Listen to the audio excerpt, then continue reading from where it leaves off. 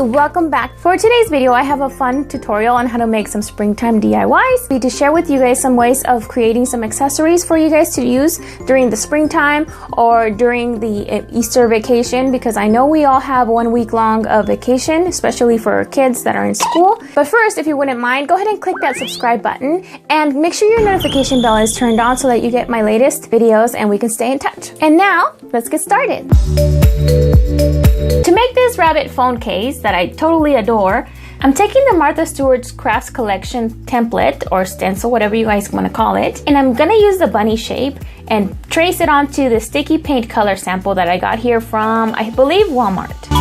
You can get these at any hardware store.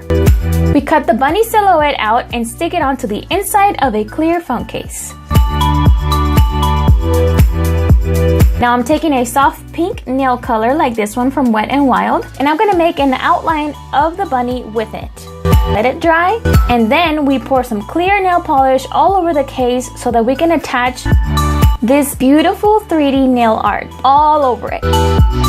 We tap off the excess and then pour another layer of clear nail polish on top and let it dry. Now we peel off the rabbit and we can have a nice, beautiful rabbit silhouette. You can leave the rabbit as is, but I wanted to make it white because that is more spring-like. So go ahead and grab your favorite white nail polish. I'm using this China Glaze one, and I'm just gonna fill in the rabbit. Don't worry if it gets a little messy. It won't show on the other side. Let it dry completely, and there you go. It turned out so gorgeous. I love it.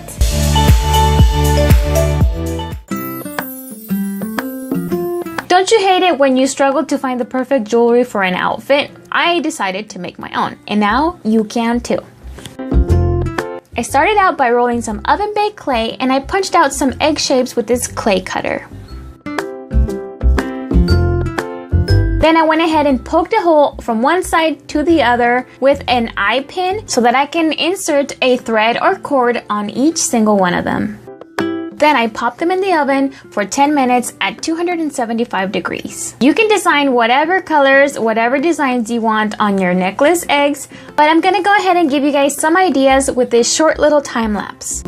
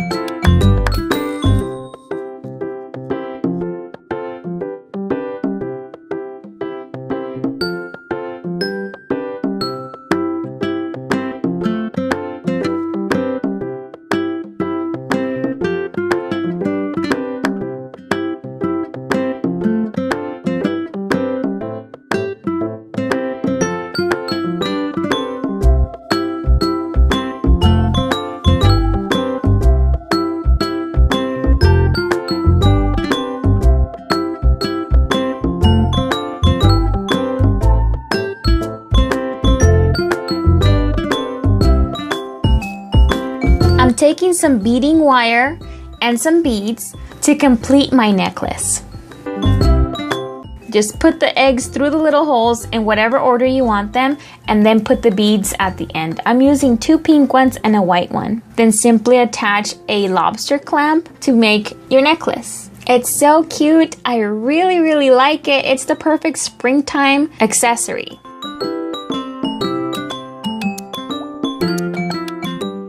In order to recreate these gorgeous colorful bath bombs, we need to mix 1 cup of baking soda, half a cup of citric acid, half a cup of cornstarch, and half a cup of Epsom salt. I'm using lavender scented ones, but you can use whatever you want. Just mix everything well in a large bowl and then separate them into 4 different bowls because we're gonna make 4 different colors. Take 1 drop of food coloring and mix it up with 1 teaspoon of water in a small container.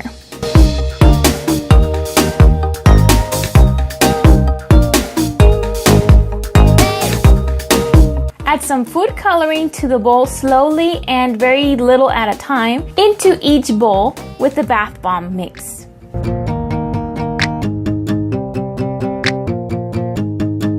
We just repeat this with the yellow one, the purple, and the blue.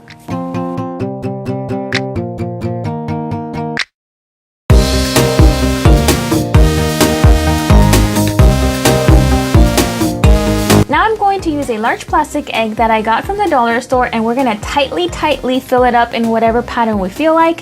For this one, I went with blue and purple on one half and yellow and green on the other one.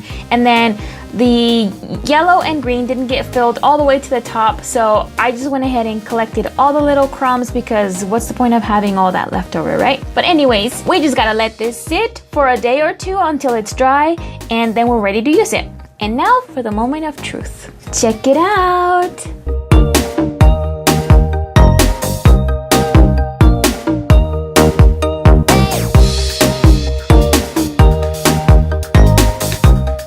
For the next project, we're making a jewelry dish.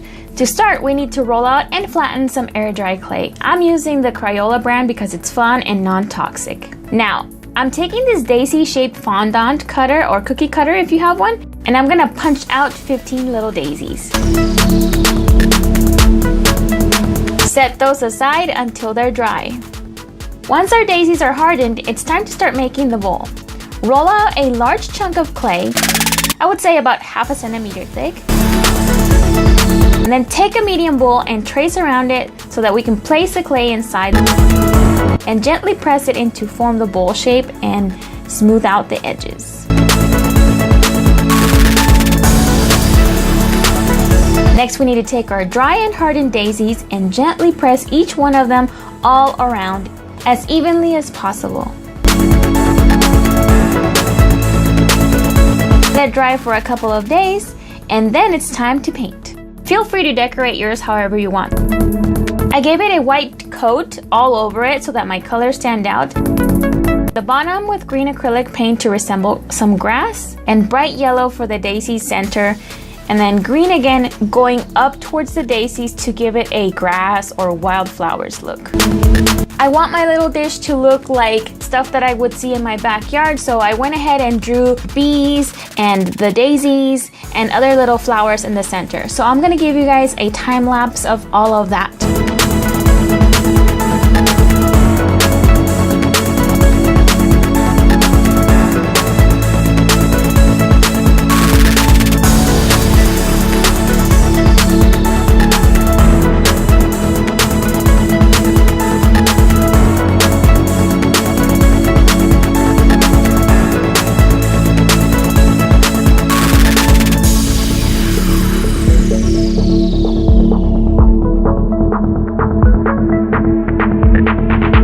Well, that's my video for today, guys. I hope you liked it.